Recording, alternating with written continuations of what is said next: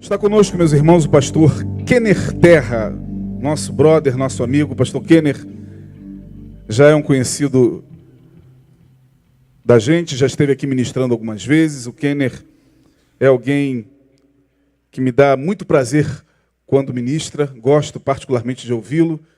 É um grande amigo. Além de pastor, somos companheiros das delícias da mente, né? Quando a gente conversa, a gente consegue fluir em tudo aquilo que a gente coloca ali como questões da vida existencial. O Kenner é pastor ali na Igreja Batista de Praia do Campo, em Vitória, Espírito Santo. É um jovem, doutor em teologia, professor universitário, de uma cabeça extraordinária, mas de uma simplicidade muito maior do que seus títulos. É humano, é gente. E eu tenho certeza que você vai ser muito abençoado pelo pastor Kenner, que está lançando o seu livro.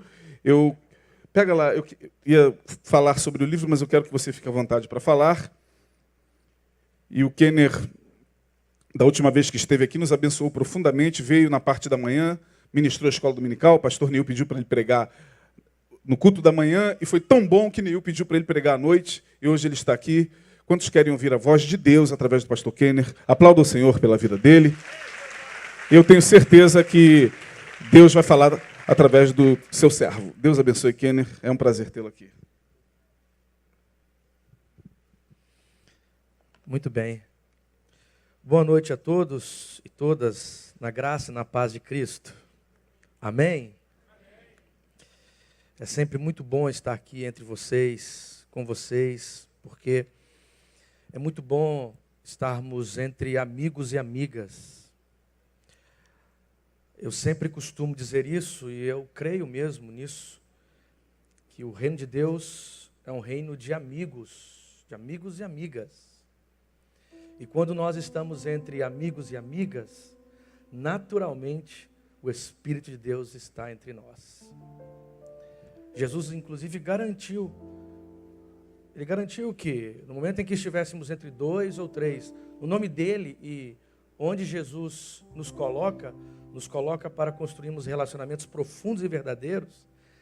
Então, quando nós estivéssemos reunidos no nome dele, ele estaria conosco. E eu fico muito feliz por estar aqui com vocês, louvando ao Senhor, ouvindo o que Deus tem a nos dizer, porque eu sei que estou entre amigos. Que Deus nos abençoe sempre.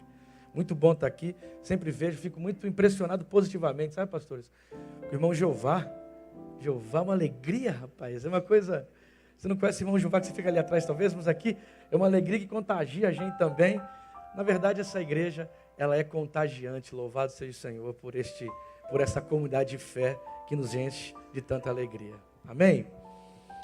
Bom, este ano, na verdade, o ano passado, em 2018, nós lançamos um texto, o título dele é Experiência e Hermenêutica Pentecostal. Aí você pensa, o que tem a ver um texto sobre pentecostalismo? O irmão vem aqui falar numa igreja batista, não é? Na verdade, esse livro, ele nos mostra que a ideia da pentecostalidade não pertence somente aos nossos irmãos pentecostais. A pentecostalidade é um jeito de ser da igreja no mundo. E neste livro, nós vamos discutir um assunto desta pentecostalidade que me parece ser um dos pontos mais importantes da presença dessa pentecostalidade no protestantismo brasileiro, que é o conceito da experiência. A experiência não é uma ação irracional, entende? Não é um ato sem sentido, é o contrário. É um outro tipo de racionalidade. Nós temos o costume de achar que o único horizonte de racionalidade é o racionalismo moderno, mecanicista, tecnocêntrico, histórico-materialista. Mas nós temos percebido, as ciências humanas, inclusive, têm demonstrado isso, que existem outros tipos de racionalidade. E a ideia da experiência do Espírito é uma maneira que nos habita de compreendermos o mundo e inclusive de lermos a Bíblia. Então aqui, nesta obra, nós vamos discutir um pouquinho a coerência da experiência, a coerência do ser tocado, ser envolvido por este Espírito que não nos tira a capacidade de compreender o mundo, não nos coloca num transe, mas nos ajuda a entender o mundo melhor e de maneira até mais crítica e profética, e como isso influencia no ato da leitura. Em suma, essa coisa toda que eu disse aqui, esse texto ele tem o interesse de pensar uma característica que é da identidade da igreja brasileira e da igreja latino-americana, e tem muito a ver com a gente, que é o jeito de compreender o texto bíblico e como a experiência faz parte disso. Então, se você quiser conhecer um pouquinho mais sobre isso, ler um pouquinho mais sobre isso, sobre o ato de ler, né? Hermenêutica é essa, é a ciência da interpretação. Você pode adquirir o livro. Ele foi publicado pela CPAD, que é uma casa publicadora das Assembleias de Deus. Foi um avanço, quando as pessoas viram esse texto publicado lá, até acharam um pouco estranho, mas a estranheza dele você só vai perceber se comprar o livro e der uma lida nele, tá bom? Você dá uma lida, depois manda um e-mail, a gente troca ideia. Ele está ali fora, se eu não me engano o Giovanni está lá, né? Se você quiser adquirir, só você passar ali e comprar. Então está aqui apresentado, lançado aqui na Igreja Betânia para você e para os que estão nos acompanhando aí online. Bom, pensando nisso, pensando a respeito desta questão da pentecostalidade, eu gostaria que você abrisse a Bíblia em Atos dos Apóstolos, no capítulo 2.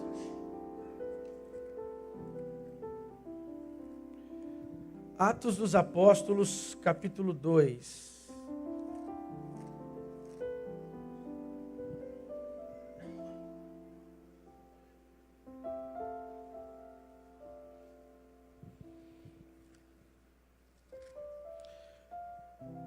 A minha versão ela é um pouquinho diferente, mas eu tenho certeza que conseguiremos acompanhar as ideias que serão aqui expostas.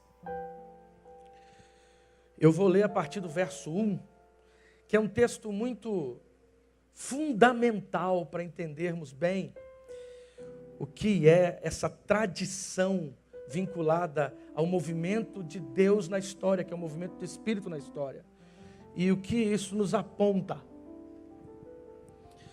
Todo mundo achou aí? Amém? Sim ou não? Verso 1 em diante diz assim: tendo-se completado o dia de Pentecostes, estavam todos reunidos no mesmo lugar. De repente, veio do céu um ruído com o agitar-se de um vendaval impetuoso, que encheu toda a casa onde se encontravam. Apareceram-lhes então línguas como de fogo, que se repartiam e que pousaram sobre cada um deles. E todos ficaram repletos do Espírito Santo. E começaram a falar em outros idiomas e outras línguas, conforme o Espírito lhes concedia se exprimirem. Achavam-se então em Jerusalém judeus piedosos, vindo de todas as nações que há debaixo do céu. Com o ruído que se produziu, a multidão acorreu e ficou perplexa, pois cada qual os ouvia falar em seu próprio idioma. Estupefatos e surpresos diziam: não são acaso galileus todos estes que falam? Como é, pois, que os ouvimos falar cada um de nós no próprio idioma em que nascemos? Partos, medos e elemitas, habitantes da Mesopotâmia, da Judéia e da Capadócia, do Ponto e da Ásia, da Frígia e da Panfilha, do Egito e das regiões da Líbia, próximas de Cirene, romanos que aqui residiam, tanto judeus como prosélitos, cretenses e árabes, ou seja, gente de tudo quanto era canto do mundo, nós os ouvimos anunciar em nossos próprios ou nossas próprias línguas as maravilhas de Deus. Estavam todos estupefatos e atônitos. Perguntavam uns para os outros: que vem a ser isto? Outros, porém, zombavam e diziam: estão cheios de vinho. Ou seja, estão todo mundo chapado, estão bêbados. A questão da identidade é muito séria, porque a identidade diz o que somos. Há pelo menos 4 anos, eu acho que foi em 2016, quando eu estive aqui, eu contei uma história, a história do meu filho, né? Uma situação que eu vivi com ele, o Roger. Eu tenho uma filha e tenho um filho. A minha filha tem 7 anos, chama-se Beatriz. E o meu filho tem 4 anos e chama-se Roger. Você lembrou? Eu já falei uma vez? Eu falei antes. Estou contando, achei que lembrou do Roger. E um dia eu estava no retiro e eu falando, sabe? Quem é você? Estava falando sobre identidade. Quem é você? E aí, o Roger ali na frente, que ele já não se aguentava. Quem é você? Rapaz, o Roger levantou. Eu sou o Roger. Mas é interessante que nessa época, o Roger, ele tinha uma coisa assim na identidade dele. Ele achava que era o Batman. Ele tinha certeza absoluta que era o Batman. Eu tive que comprar uma máscara, comprar uma roupa para ele colocar. E ele saía lutando pela casa. E para entrar no jogo, eu sou o Coringa. Ele me derrubava, eu sou o Batman, eu sou o Batman. Mas o dia em que ele estava em uma reunião, e ele sentiu a necessidade de responder sobre si, ele não pestanejou, ele não errou, ele sabia que ele era. Eu sou o Batman, mas eu sou o Roger. A ideia é que, na inocência da pouca idade do Roger, a gente percebe, eu percebi, a capacidade e o poder que é quando sabemos bem quem somos. Nós estamos vivendo dias dificílimos nesse país. Talvez, pelo menos até onde eu consigo mapear na minha memória, seja um dos tempos mais difíceis que eu posso contemplar, que eu pude ver, em todos os aspectos. Nós temos catástrofes que estão aí nos acompanhando. Parece que o Brasil está tendo assim uma capacidade, uma eloquência para o desespero. Você anda aqui no Rio de Janeiro, e eu lá em Vitória também não é diferente. Brumadinho, CT do Flamengo, como foi citado aqui. E a gente olha isso e vejam, não é simplesmente, não é uma catástrofe que não tenha origem. De Brumadinho, por exemplo, aquilo foi crime.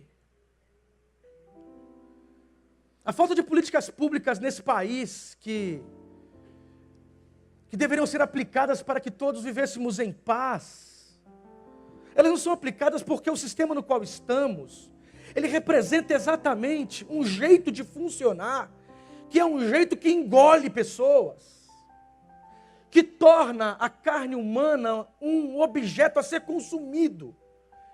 E essa carne que é consumida, ela tem gênero, ela tem idade, ela tem lugar onde habita. Hoje no Brasil, ser negro, viver na periferia, ser mulher, é 75% mais ricos para morrer de maneira violenta. A gente olha a realidade do nosso país, o que a gente consegue ler é o estabelecimento de um jeito de funcionar que é contrário ao projeto que Deus tem para a gente.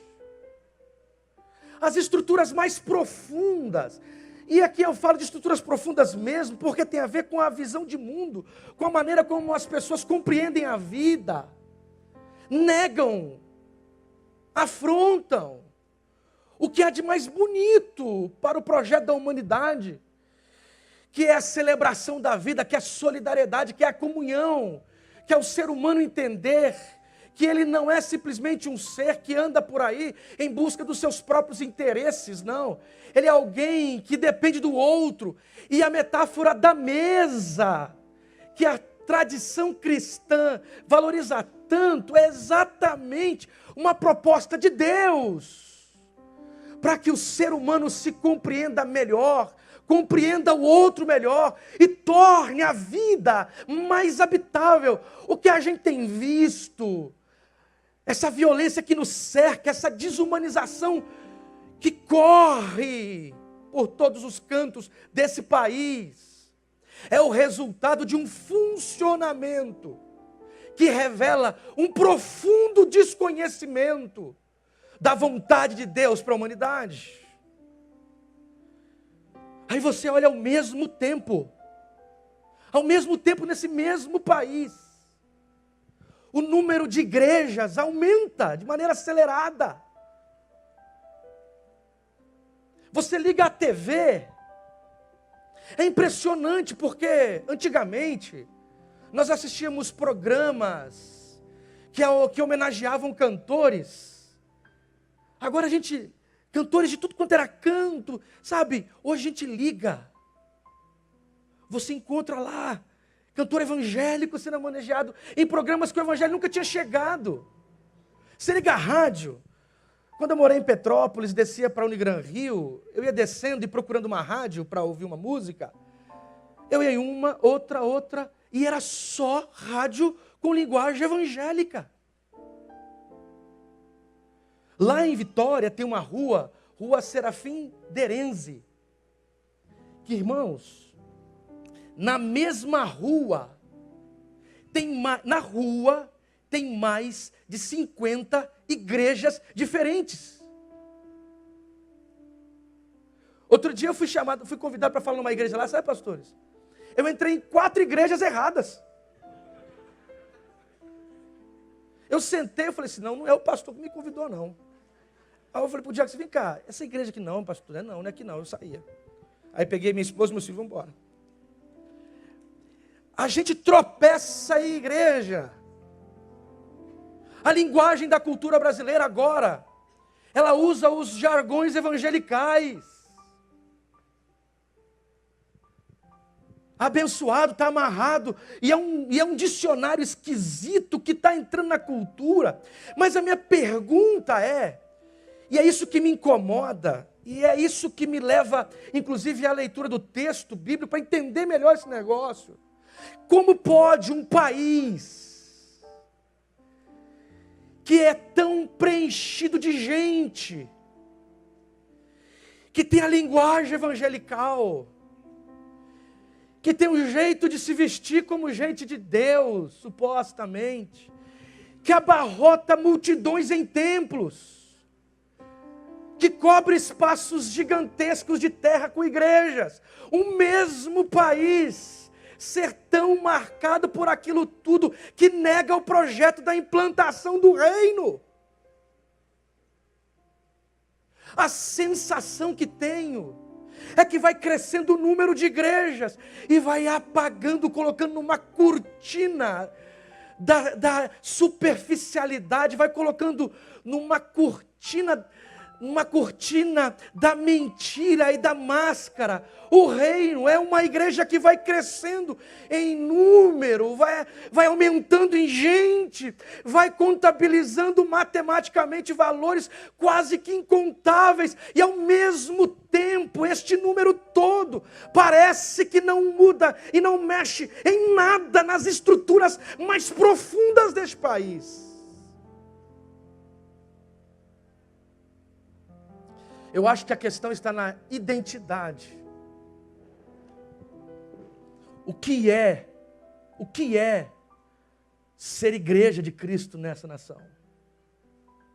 Essa história, o Brasil vai ser de Jesus. Crente vota em crente. Esse negócio não dá certo. Esse negócio é uma forma, é um discurso maquiado de linguagem religiosa, mas no fundo é um instrumento de poder. Aí você, mas por que o pastor está querendo esse negócio? Sabe o que é? Que eu acho que nós devemos resgatar, de verdade, a identidade da pentecostalidade da igreja nesse país. E o que isso significa? Nós lemos o capítulo 2 de Atos dos Apóstolos. E Atos, ele forma um bloco de 2 volumes para uma mesma obra. É o Evangelho de Lucas e Atos dos Apóstolos. São 2 volumes de um mesmo livro, imagine aqui. Como uma obra produzida com 2 tomos. O primeiro é Lucas. E Lucas, ele tem algumas características, e Atos também, que são assim, interessantíssimas para a gente entender a dinâmica do Novo Testamento. O Evangelho de Lucas dá uma prioridade, ele prioriza a ideia do Espírito Santo. É interessante isso em Lucas. Se olha Mateus, por exemplo, sabe, Mateus tem um texto bonito, não é? Se olha, se teu filho pedir pão, você vai dar pedra? Quem lembra desse texto? Se teu filho pedir peixe, você vai dar uma cobra? Aí Mateus diz, claro que não. Olha, vocês que são maus, sabem dar boas coisas aos vossos filhos. Imagine o pai que está no céu. Lucas cita o mesmo texto, mas é diferente. Ele cita a mesma lógica, a mesma ideia, usa a expressão peixe. Se pedir peixe, você que é pai, não vai dar serpente. Se pedir ovo, está lá em Lucas, você não vai dar um escorpião. Só que no final desse texto é uma coisa interessante. Ele diz assim, porque se vocês que são maus, sabem dar boas coisas, o Pai também vos dará o Espírito Santo, se vocês pedirem. Na leitura que Lucas faz, as boas coisas de Mateus é exatamente a presença do Espírito na igreja.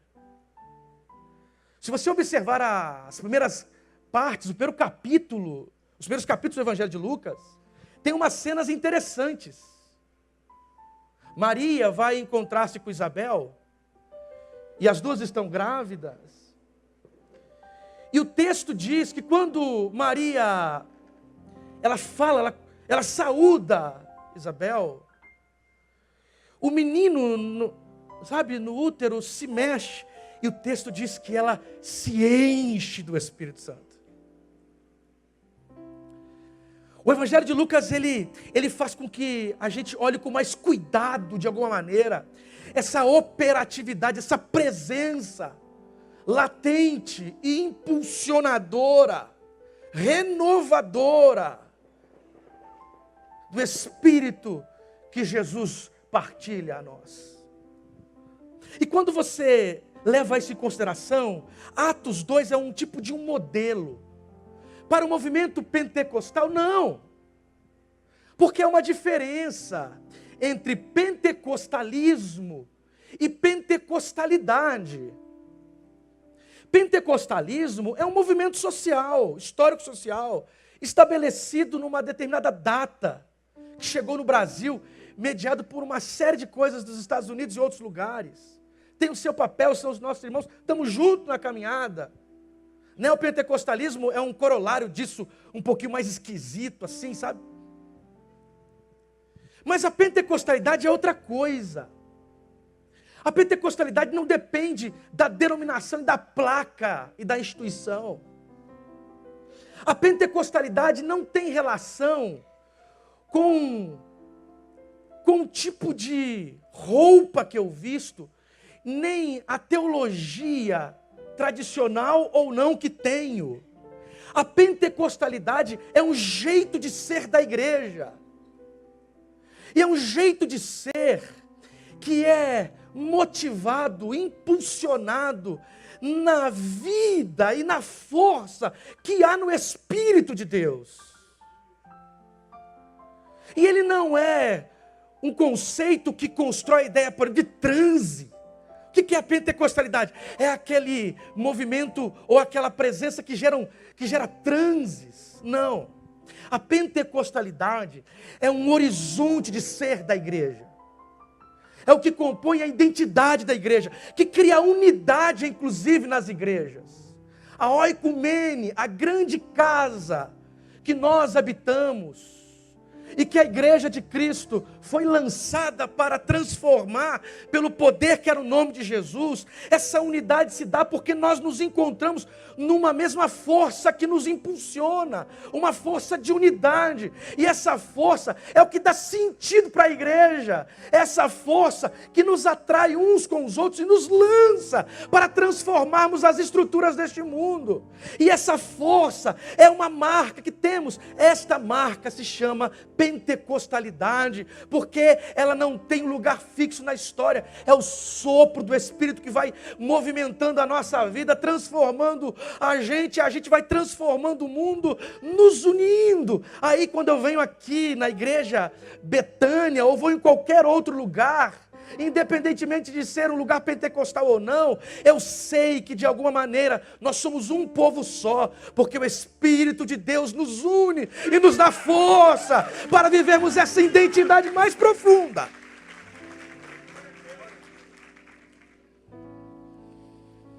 Ok, mas e aí? A gente chama de Pentecostes alienação. A gente chama de Pentecostes criação de muros e preconceito. Pentecostes é o fundamento, é o jeito de ser da igreja que nos lança neste mundo, no Rio de Janeiro, no Espírito Santo, em Brumadinho, ou em qualquer canto que se estabeleça a injustiça ou o sistema que destrói gente, chega e a força deste Espírito que está alicerçado nessa lógica do Pentecoste nos move e o mundo não pode suportar, porque o Espírito de Deus habita este mundo, ele sopra aonde quer e sopra em nós. Eu não sei se está conseguindo ser compreensível, está entendendo o que eu estou dizendo? Isso é muito sério, porque o Brasil não é um número de gente que arrota mundo evangélico nos lábios e faz Deus correr pela boca como um veneno. Não é esse tipo de manifestação que vai garantir a saúde dessa nação e muito menos a expansão do reino. O que vai garantir a expansão do reino é a implantação de justiça onde há injustiça. A luta contra a miséria e contra a opressão, a libertação que traz de verdade as estruturas mais profundas para uma avaliação e enfrentamento. É aquilo que Lucas nos disse, que o Espírito do Senhor estava sobre o Senhor Jesus, e ele então saiu libertando, quebrando correntes e anunciando a justiça de Deus.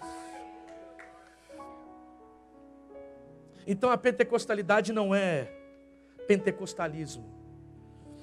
E Atos 2 não é uma narrativa do passado. Atos 2 representa uma experiência que aponta um horizonte. Que horizonte é esse? Meu irmão, se nós encarnarmos o horizonte de Atos 2, nós não estaríamos no Brasil que nós estamos hoje, não. Vitória talvez seja uma das cidades com maior índice de evangélicos junto com o Acre no país. E nós somos o segundo estado com maior índice de feminicídio e de violência contra a mulher.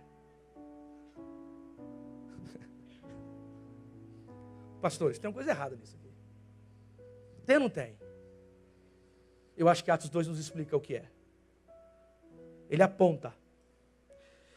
E eu acho que a primeira coisa assim, que a gente percebe nesse texto, que nos dá identidade, é que existem coisas que nos escapam. Existem coisas que nos escapam. Se você observar o texto, ele tem duas partes. Do verso 1 ao verso 4 é um texto. Do verso 5 ao verso 13 é outro texto. Do verso 1 ao verso 4 nós temos uma série de imagens que são assim, impactantes. E a forma como o texto é aberto é de nos abismar. O verso 1 diz que eles estavam todos reunidos no mesmo lugar. E aí o verso 2 dá um detalhe. E a expressão usada no verso 2, ela é muito profunda. É áfinos. Áfino é de repente, mas não de repente, no sentido de ser rápido. É de repente no sentido do não esperado. De algo que transborda, inclusive, as nossas expectativas. É um de repente que é irrupção. A ideia do verso 2 é que alguma coisa surge. Alguma coisa se manifesta, algo acontece. Que por mais que no capítulo 1, verso 8, o próprio Jesus tivesse instruído para que permanecessem onde estavam, porque ali seriam revestidos. Mas o verso 2, a expressão usada é um tipo de movimento. É algo que transborda. É uma ação que tira as coisas do lugar. O texto diz, de repente. Sabe, a Cecília Meirelles, ela num poema sobre, o título era Motivo. Ela disse assim, eu canto porque um instante existe. Eu não sou alegre e nem sou triste. Eu sou poeta. A poetisa está dizendo o seguinte, há alguma coisa em mim que aguarda, e ela chama isso de instante. É o limite da linguagem, que ela tenta dar conta do que ela deseja expor. Ela diz, olha, tem algo que eu aguardo. Tem um negócio que me habita. Não é uma esperança triunfalista boba, mas é um desejo latente. Há algo que ela chama de instante. E ela diz, olha, eu canto porque esse instante existe.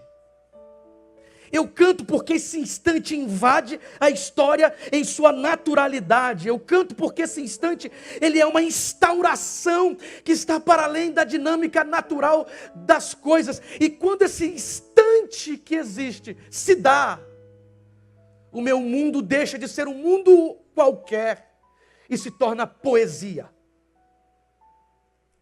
Gente, olha a imagem desse texto. De repente, aí diz o texto, um som. Veja isso aqui. Som, ecos, enche o lugar. Como o som pode encher lugar? Alguma coisa interessante está acontecendo. Lembra de Apocalipse? Apocalipse diz assim, o visionário viu a voz. Viu a voz? Aí diz o texto que o ecos encheu o lugar.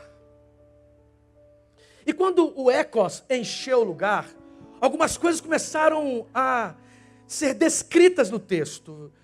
Línguas como de fogo repartidas.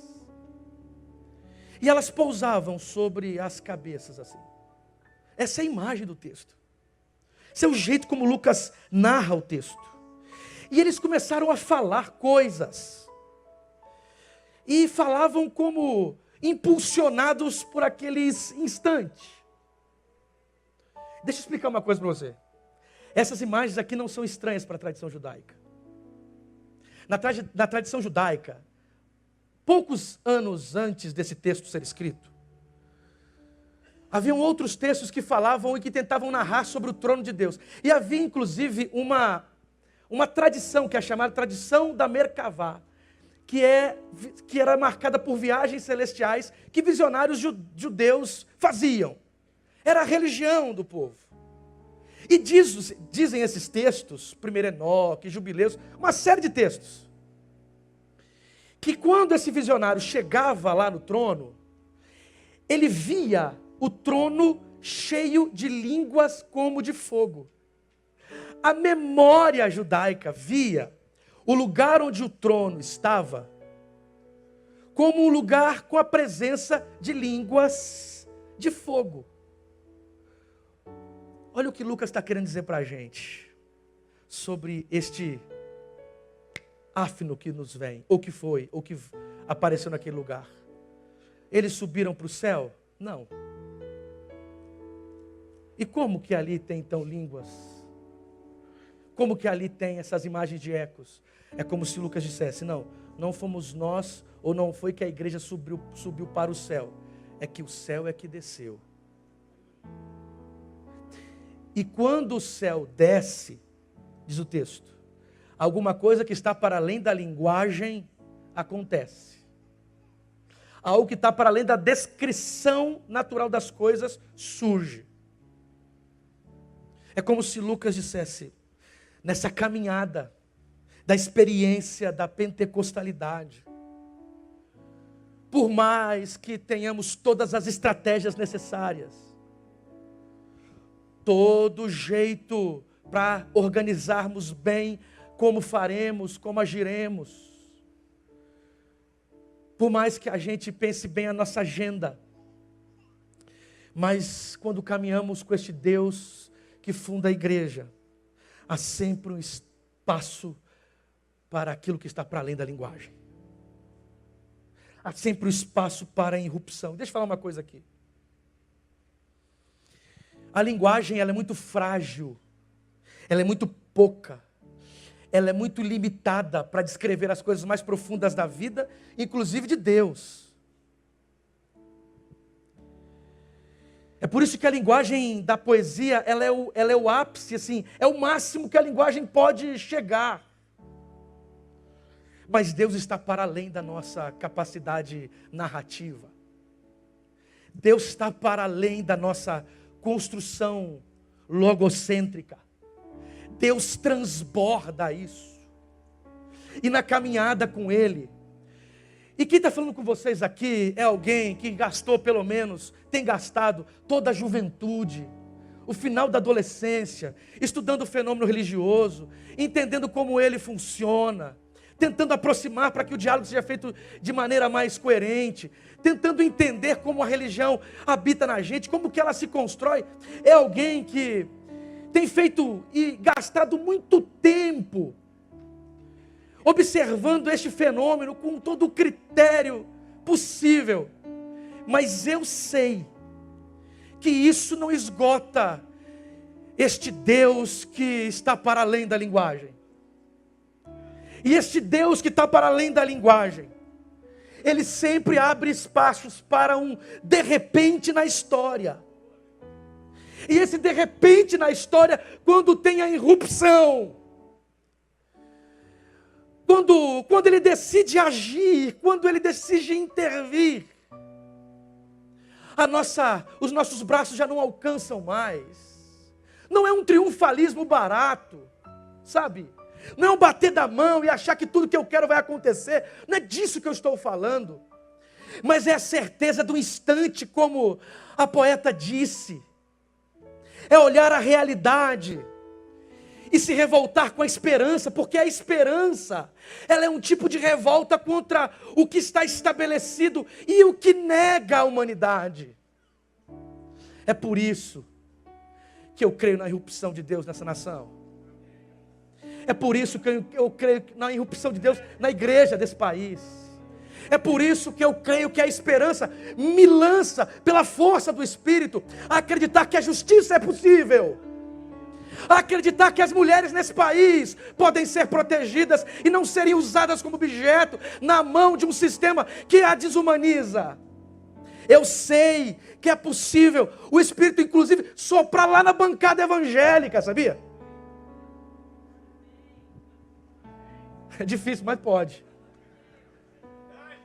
É possível que para além às vezes da linguagem, aí a gente não olha para essa esperança e fica esperando. Não, essa esperança é ativa e nos lança no mundo para enfrentá-lo com o poder que há no Espírito Santo de Deus. Mas há coisas que nos escapam. A utopia do reino de Deus, ela nos leva a olhar para um outro lugar possível. A utopia do reino de Deus, ela nos convida a olhar as coisas que nos cercam e de alguma maneira entendermos que este Deus que se revelou em Jesus Cristo e que nos apresentou um modo novo de ser na vida, este Deus que na face de Jesus nos ensinou um pouco mais do que é a humanidade, este Deus que ao curar os leprosos, disse para a gente que não há ninguém que deve ser jogado para fora e todos precisam estar perto. Este Deus que deixou o templo para andar com os pobres. Este Deus que se encarnou e escolheu compreender de perto o que é a transitoriedade humana. Esse Deus que chorou quando viu a morte. Esse Deus que ressuscitou como uma voz dizendo que a morte não era a última palavra. Este Deus que na sua encarnação abraçou aqueles que não eram abraçados. Este Deus que propôs um reino que proclamava um outro lugar possível. Esse Deus que deixou os fortes com a sua própria força e escolheu abraçar e estar junto dos fracos. Este Deus que possibilitou ver um outro mundo possível. Esse Deus que escolhe aqueles que não são escolhidos. Este Deus que deu voz a quem não tem voz. Este Deus que por conta do seu discurso e verdade foi morto. Esse Deus que tem amor em transbordar-se e alcançou tanta gente esquecida. Este Deus foi o mesmo Deus que foi o áfino de Atos 2. E eu creio que Ele é real e possível, porque Ele tem o poder.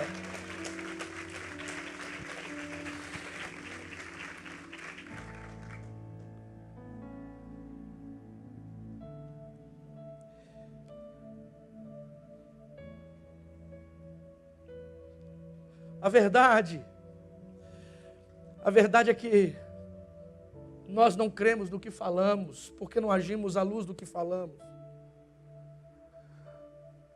A verdade é que a gente levanta a mão aqui e chora, mas quando estamos na vida, a gente simplesmente reproduz as mesmas mazelas que essa estrutura convoca todos a repetir. A verdade é que nós estamos abarrotando os templos de gente, mas parece que o sopro deste Espírito que nos leva para o mundo com poder e autoridade já não tem espaço em nossa agenda. A verdade é que se naturalizou a injustiça, porque esse Espírito não pode soprar mais em nós. A verdade é que esse sistema, que é a negação da gente, negação da vida, tornou-se o nosso sistema. E a igreja, que deveria ser o contra-sistema, se parece tanto com ele, a ponto de reproduzi-lo. A verdade é que o Espírito de Deus, ele não é uma mercadoria para a gente ficar vendendo na esquina e ganhando dinheiro com isso. A verdade é que a pentecostalidade é a identidade que nos marca. E quando isso nos marca de verdade, o mundo é transformado pelo poder desse Espírito.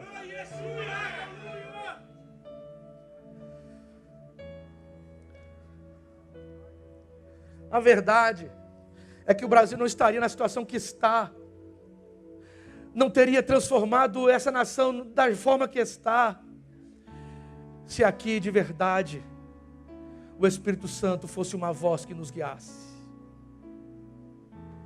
Enquanto o povo deseja poder, o Espírito quer soprar a igreja para lavar os pés das pessoas. Enquanto o povo, enquanto tantos querem a glória, o Espírito tem tentado soprar a igreja para dar as mãos àqueles que acham que estas mãos estão empuradas e sujas. A verdade é que a irrupção de Deus nessa nação não aconteceu ainda, porque se acontecesse, o número de gente que diz ser pertencente à comunidade do Espírito, já teria colocado esse país de cabeça para baixo pelo poder da justiça e do amor. A verdade é que se o Espírito de Deus soprar em nós, como soprou aqui, nunca mais seremos os mesmos. Amém, irmãos? Mas é interessante, porque, e já não tenho mais tempo, está acabando aqui o tempo. Interessante é que o verso 5 muda a estrutura do texto.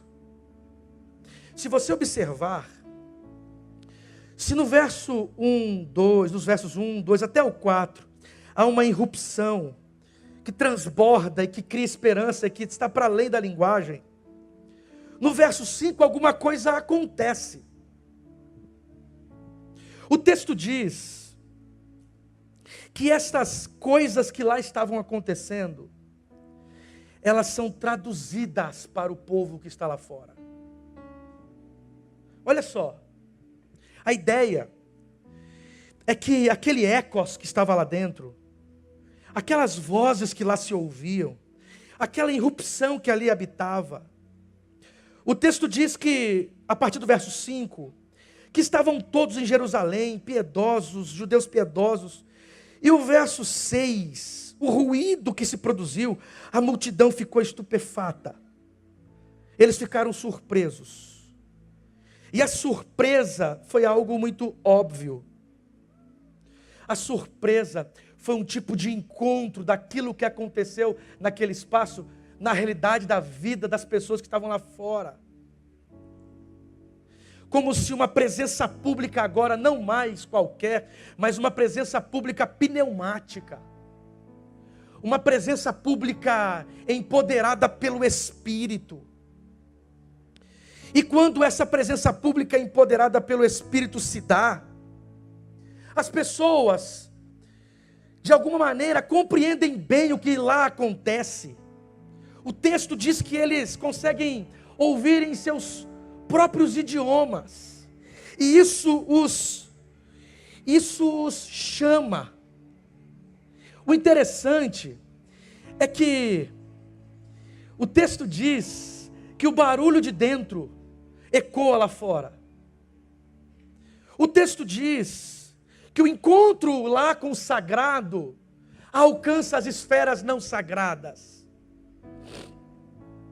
Não é uma fuga da realidade, entende? Se instaura um novo jeito de ver a vida agora numa linguagem que não é a linguagem comum, por mais que seja traduzível, mas não é comum, é irrupção. E o texto diz que as pessoas ficam maravilhadas. É a presença pública relevante. É um espírito que não aliena. É um espírito que não faz com que as pessoas fujam das suas responsabilidades. É um espírito que congrega, que habita, que impulsiona, mas que lança. E agora são lançados não de qualquer maneira. São lançados com uma força que sinaliza, que aponta, que mostra, que se mostra,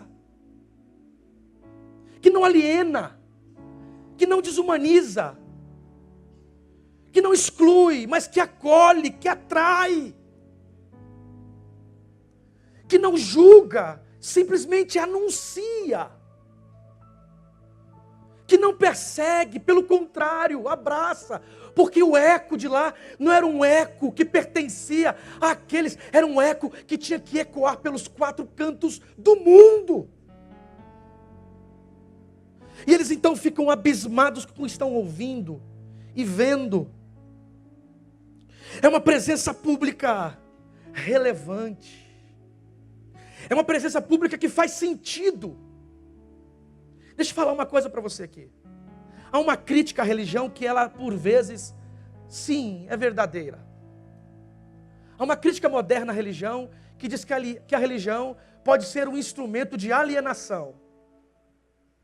que a religião pode inclusive legitimar injustiças, usando o nome de Deus, tornar a violência, por exemplo, uma necessidade, porque é a vontade de Deus. Há uma crítica à religião, que a religião ela simplesmente cria uma imagem para fugir das suas responsabilidades. Sim, é possível mesmo. É possível que a religião nos arranque da realidade da vida. É muito possível. É possível mesmo que a religião nos adoeça. Você entende aqui? É possível que a religião legitime o que há de pior em nós. Tem um outro teórico que vai dizer que Deus é a nossa projeção. E vejam, hora e outra, eu encontro por aí um discurso religioso que é a projeção das piores coisas que em nós está. Um Deus preconceituoso, um Deus moralista, um Deus desumano, um Deus assassino, que mata alguém que supostamente não crê nele. Um Deus que nos envergonha. Um Deus que por sua grandeza quase que nos odeia. Um Deus que não há espaço para misericórdia. Mas o problema não está em Deus. O problema está na minha projeção e na minha criação perversa deste Deus que não existe e que tem que morrer mesmo. Porque o Deus que Jesus revelou é um Deus que responde às perguntas do mundo. É um Deus que ama antes de perguntar de onde vem. É um Deus que acolhe antes de questionar a sua origem. É um Deus que traz para perto aqueles que são jogados para longe. Aí esse texto diz que este Deus, ele numa irrupção, empodera pessoas, e essas pessoas agora são ouvidas, e entram num encontro, e é um encontro diferente.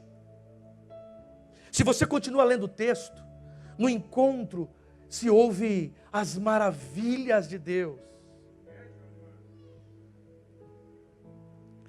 Neste encontro, as pessoas que de alguma maneira participam, elas são vistas e ouvidas à luz das maravilhas de Deus. É isso que diz o texto.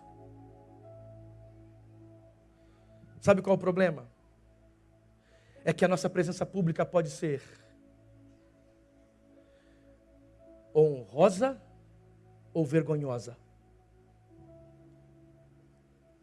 Nunca na história desse país tivemos tanta voz, tanta presença e tanta irrelevância, tanta desnecessidade,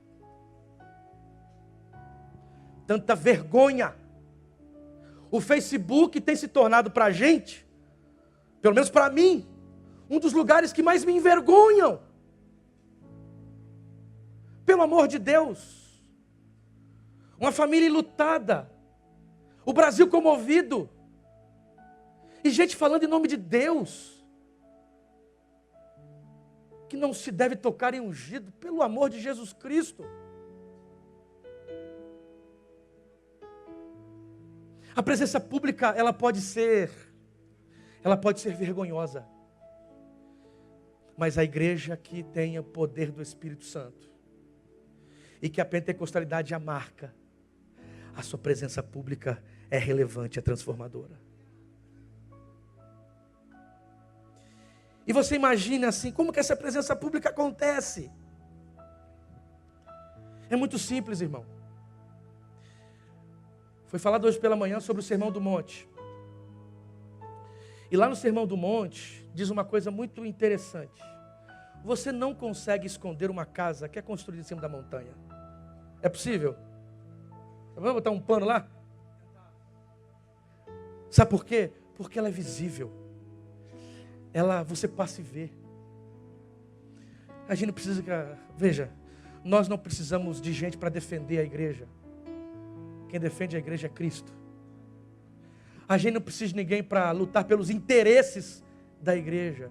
Os interesses da igreja é amar o mundo.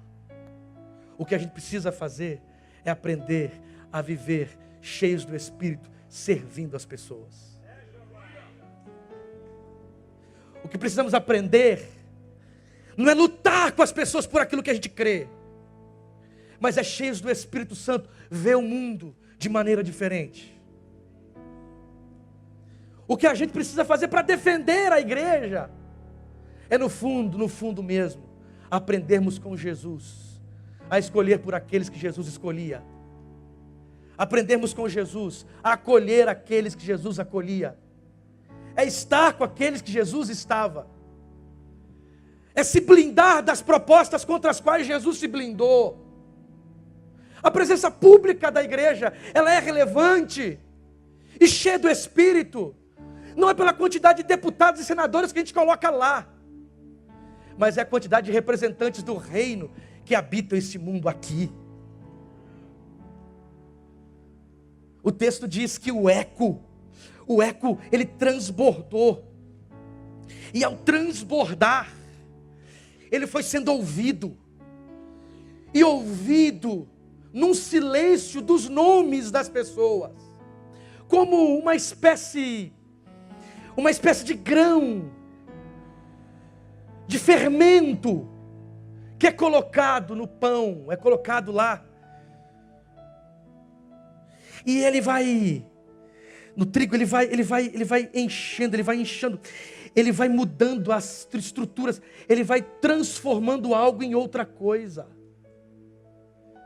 Eu queria convidar você, e eu me convido também, em nome de Jesus, sermos sim cheios do Espírito Santo de Deus, e nos tornarmos este movimento no mundo.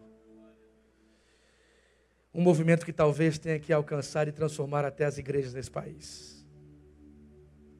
Um movimento que precisa talvez demonstrar uma outra face de Deus. Não mais uma face impetuosa, desumanizadora, mas uma face acolhedora, amável, transformadora para a glória e promoção do reino dos céus. E você percebe aqui que este encontro, ele vai sinalizando. Se você observar, as pessoas ficam atônitas, imagina, está no lugar, um barulho, você tem gente lá de tudo quanto é lugar, e de repente, você ouve lá fora, ouve em sua própria voz, e o que você ouve de lá, não é uma voz de julgamento, não é uma voz de desqualificação, não é uma voz de violência, é uma voz que fala das maravilhas de Deus. É como se aquela experiência, mesmo que fosse tão poderosa, não os alienasse e agora os promovesse para um espaço, um locus, onde outros seriam ali também atingidos e geraria um encontro eterno. E se você observa o texto, esse encontro produz um jeito de ser, produz uma ideia, produz um quadro, produz uma imagem. E a imagem é uma imagem de Deus de maravilhas. Não sei se vocês se lembram de Lucas, capítulo 7. Tem uma mulher que perde um filho. Vocês se lembram desse texto? Quem lembra desse texto? Ela era o quê? Ela era o quê? Viúva. O que era uma viúva? Viúva era uma pessoa que estava numa situação muito difícil. No mundo antigo, as mulheres não tinham um pouco da autonomia que hoje tem. Então, uma mulher dependia do pai, depois dependia do esposo, e por sua vez, não tendo esposo, dependeria de um filho, o filho mais velho. Essa mulher, ela perde tudo. Ela é viúva. E perde agora o quê? Seu filho. Você tem uma espécie de caminhada das lágrimas, lúgubre, fúnebre. E Jesus irrompe ali na história. Ele surge. Meio que sem a gente entender direito. Ele surge. E o texto de Lucas, como ele faz muito bem, ele vai pensando em detalhes. E diz assim que Jesus tocou lá. Não é? Tocou o caixão. Antigamente a tradução tocou o esquife. Toca. Aí diz o texto assim, que ele pegou o menino e devolveu a mulher. Ele não estava ressuscitando somente o menino, você entende aqui? Não era só o menino que ressuscitava. Era a história daquela mulher também que ressuscitava. Era a possibilidade da vida dela ter sentido de esperança. Você entende aqui? Só que o texto termina de forma muito emblemática. O texto diz que correu por toda a região essa história. E diziam, há um grande profeta. É como Deus tocou essa terra. Aquele encontro gerou uma espécie de presença pública. Um tipo de marketing público. Mas do quê? De um Senhor que se preocupa com as pessoas. De um Deus que olha o outro e se percebe nele. Um Senhor que é capaz de romper fronteiras de puro em puro e alcançar e dar novas possibilidades. Não foi um Deus que joga fora as pessoas porque não concordam com a gente. Não foi um Deus, o que se tornou público, não foi um Deus cheio de preconceitos, que sacrifica outros em nome de uma afirmação intocável. Não foi um Deus que não tem sensibilidade com uma mãe, com um pai que perde um filho. A promoção que se deu, o encontro que se deu, não gerou a ideia de um Deus que exclui, que persegue, que desqualifica, que oprime. A imagem de Deus que se expandiu foi um rosto afável de um Senhor que se comove com as lágrimas de alguém que perde um ente querido. A pergunta que eu devo me fazer é: que tipo de Deus, que tipo de imagem de Deus a gente leva para esse Brasil?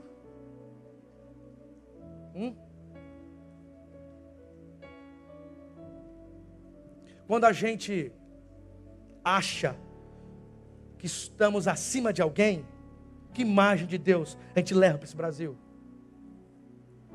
Quando nós ficamos sabendo, hoje conversando com uma pessoa aqui, um pastor, ele disse: eu conheço a tua cidade, eu conheço Vitória.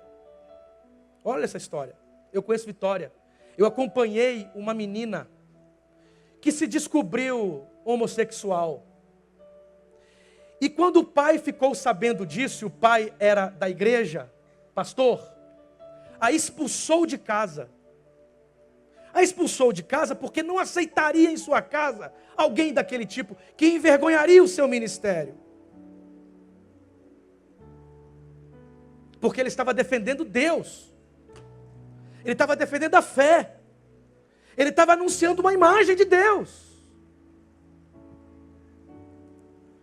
Essa menina lutou para que continuasse em casa.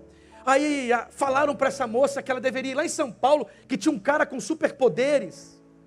E esse cara com superpoderes ia orar por ela, ia dar uns chás lá para ela beber. Evangélico. Está parecendo mais o Santo Daime evangélico. E ela ia levantar hétero assim. Pronto, eu gosto agora de homem. Pronto, os meus problemas serão resolvidos. Porque é mais fácil isso do que caminhar com a pessoa.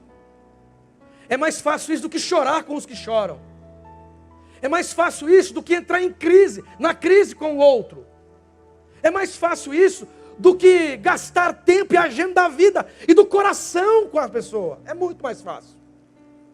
Mas a imagem de Deus desse pai era tão aterrorizante, que essa menina não suportou a pressão do Deus que a manda para fora de casa, porque está tentando descobrir-se. Ela deixa uma carta e se joga na terceira ponte e se suicida por isso. Isso deve nos tomar, irmãos, nos encher de uma esperança e de indignação.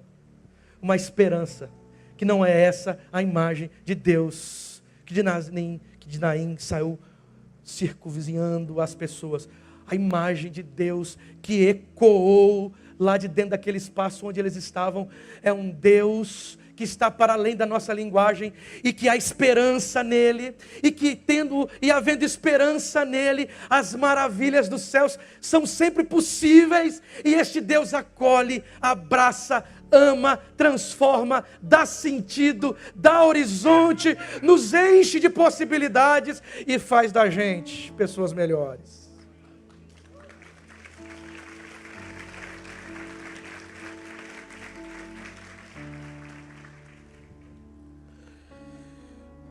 Não é possível uma igreja e um povo cheio do Espírito Santo legitimar a violência.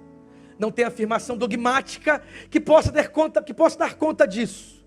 Não é possível uma igreja, um povo que serve a Deus, não se comover com as dores das pessoas. Não tem nenhum tipo de discurso teológico que dê conta disso.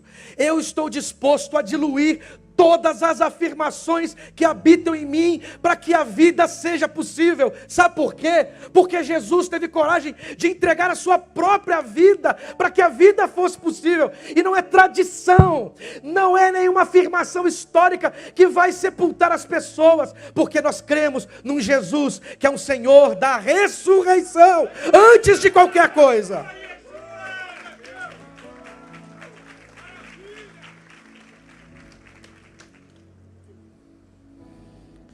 E agora terminando mesmo.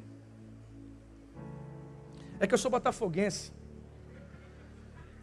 Botafoguense vai. Cadê os botafoguenses aqui, os salvos dessa igreja?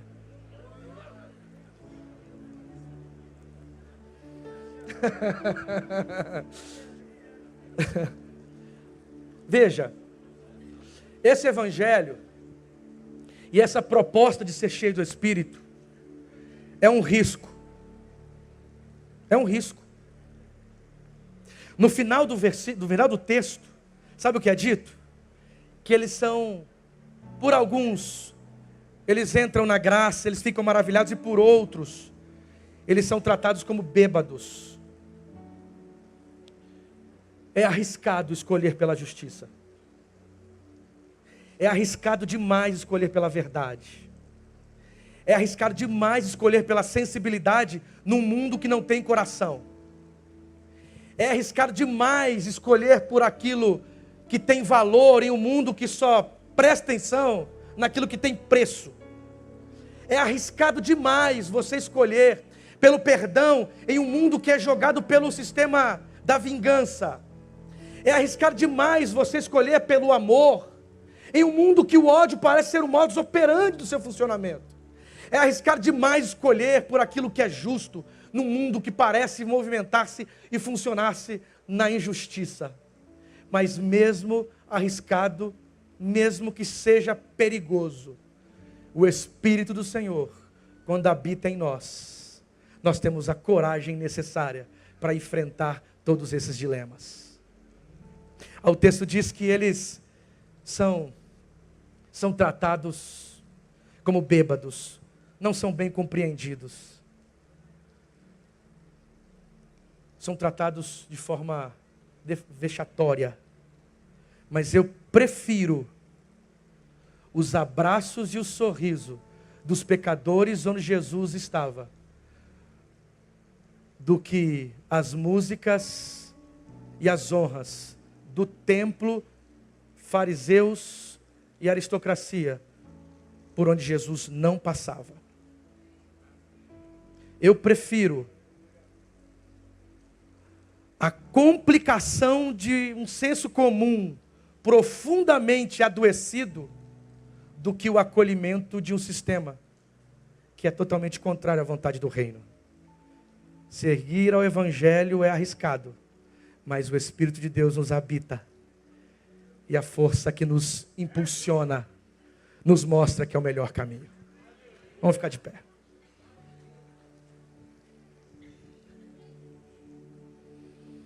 Então, a questão não é o pentecostalismo, é a pentecostalidade. Eu quero te convidar essa noite.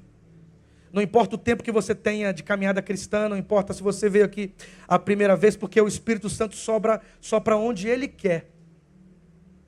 Eu não sou o dono e não há nenhum espaço religioso que determinará onde o Espírito possa soprar, porque Ele sopra onde Ele quer. O que eu sei é que a irrupção de Deus é sempre possível.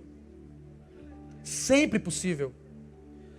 E a linguagem nem sempre é capaz de dar conta desta irrupção. Eu não estou dizendo aqui que você vai conseguir tudo que você quer, porque você não vai conseguir e nem pode. Porque se você conseguisse tudo que deseja, nós estaríamos mais perdidos ainda. Não é disso que estou falando. Mas eu acredito que no limite das fronteiras que às vezes nos habita, ou das fronteiras que nos vêm, dos momentos mais estranhos e irracionais da vida. E a verdade é que a vida tem mais de irracionalidade, incapacidade de compreensão do que outra coisa. Mas mesmo nesse tufão de coisas que por vezes não são compreensíveis, nós cremos em uma irrupção. Nós cremos em uma potencialidade. Nós cremos, como costumamos falar, em impossibilidade. O que é crer em impossibilidades? Não é ser um alienado triunfalista. É entender que a esperança é sempre uma voz de revolta contra o que é estabelecido. E o Espírito de Deus, quando Ele sopra em nós, é possível que aquilo que a gente menos imagina aconteça mesmo. E aí isso vai nos tornando pessoas melhores. E a identidade da igreja vai se estabelecendo. E nós vamos alcançando níveis que outros acessos não são possíveis. A gente aprende mais sobre serviço. A gente aprende mais sobre encontros, mais encontros não de preconceito. A gente vai encarnando, por exemplo, aquela linda oração de Francisco de Assis, né? Onde tem ódio, a gente vai cheio do Espírito, levando o amor. Onde há falta de esperança, a gente vai levando a esperança. A gente vai lançando de forma anônima, despretensiosa e empoderada um outro jeito de ser na vida. Aí esse Espírito que sopra, que está na irrupção, que é um de repente, ele vai se tornando um de repente em nós, e vai mudando o jeito da gente interpretar a vida, e as pessoas vão percebendo que há uma outra vida possível, nos espaços por onde passamos, a começar pelos nossos espaços existenciais, onde ninguém pode chegar a não ser Deus, e o seu Espírito chega, e novas coisas surgem, o novo se revela, e o sopro do Espírito vai nos ensinando sobre justiça, sobre misericórdia, sobre acolhimento, sobre perdão, coisas que não pertencem a este mundo, mas quando nós temos a pentecostalidade, isso nos habita, e o mundo consegue ver como uma casa construída lá na montanha.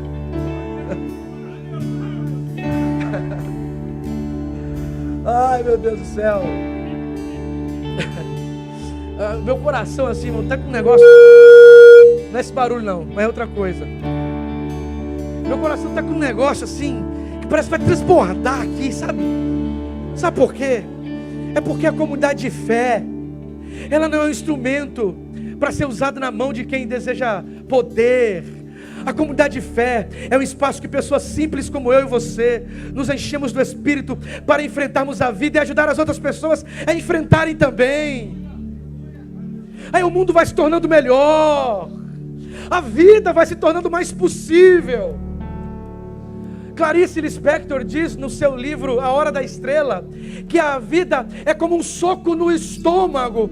Mas eu sei que a vida não é fácil, mas a comunidade de fé, transbordando do Espírito, vai na dificuldade da vida, servindo ombro e abraço e sorriso, servindo alegria, esperança e poder, e vai tornando a vida melhor para a glória do Deus que nos chamou para vivermos a ética do reino dos céus. Eu quero orar com você. Eu quero orar com você. Há tempo ainda para isso?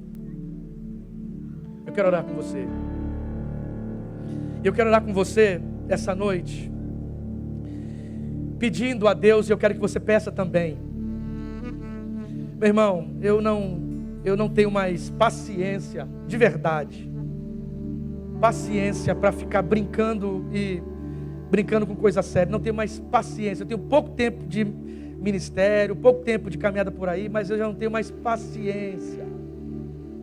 Não tenho mais paciência para ver esse país se enchendo de gente com um discurso evangeliquez, enquanto nós estamos na situação que a gente está.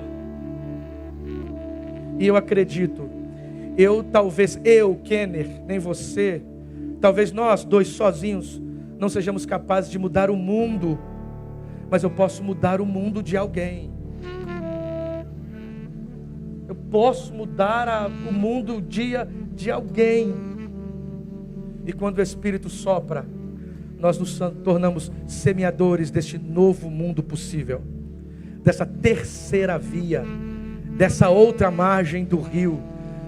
Eu canto porque o instante existe. Eu não sou alegre, eu não sou triste, eu sou cristão. Nós somos cheios do Espírito Santo.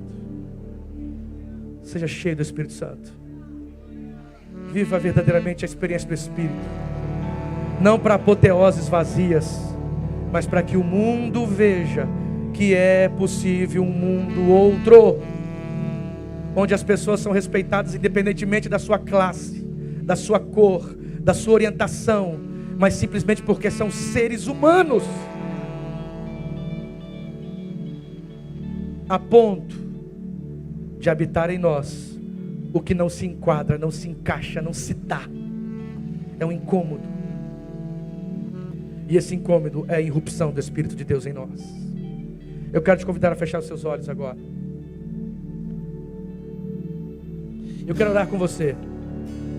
Eu gostaria que você orasse e pedisse: Deus, que esse de repente seja real em minha história, na minha vida, na minha caminhada, na minha vida profissional, na minha vida ministerial, por onde eu for, lá na minha casa, enquanto pai, enquanto filho, enquanto professor, enquanto cientista, enquanto dona de casa. Deus, a ponto, Senhor, a ponto de eu conseguir tornar melhor a vida de alguém. Deus, em nome de Jesus, Deus, em nome de Jesus, eu quero interceder por mim e por todos nós, pela igreja desse país. Que teu Espírito sopre entre nós, Senhor.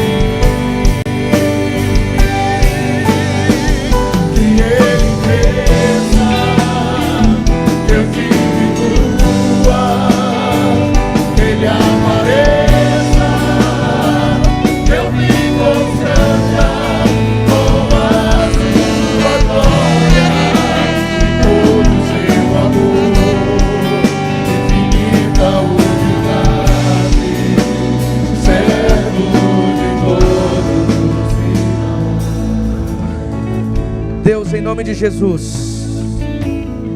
Ó Deus, que o Teu Espírito sopre em nós. Sopre em nós, ó Deus, transbordando em nós, ó Pai, como o Senhor transbordou nos Seus filhos. E que nós nos tornemos uma fonte, Deus, por onde passarmos, que alcance as estruturas, ó Pai, onde talvez não seja possível ver, no funcionamento do mundo, como as coisas acontecem e se dão. Ó Deus, que o Teu Espírito mude o nosso jeito de ver as coisas, de interpretar a vida. Ó Deus, quanta gente que talvez esteja aqui precisando tanto, Deus, de uma irrupção do Teu Espírito.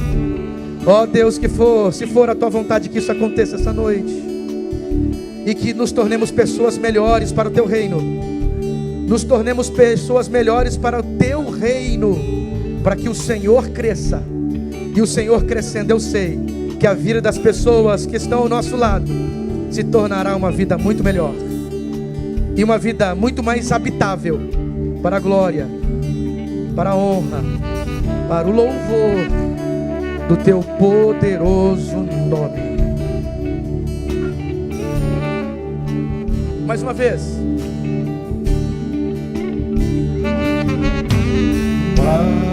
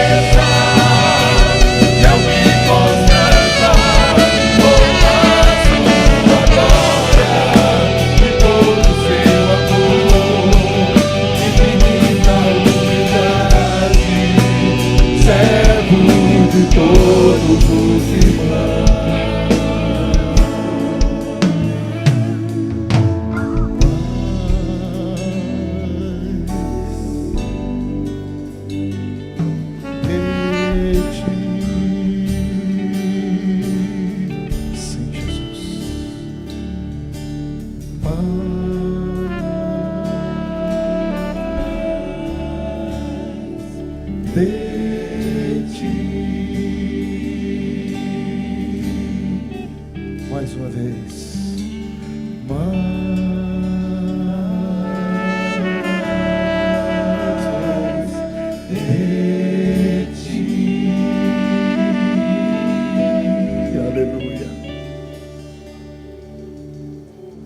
Amém. Deus abençoe.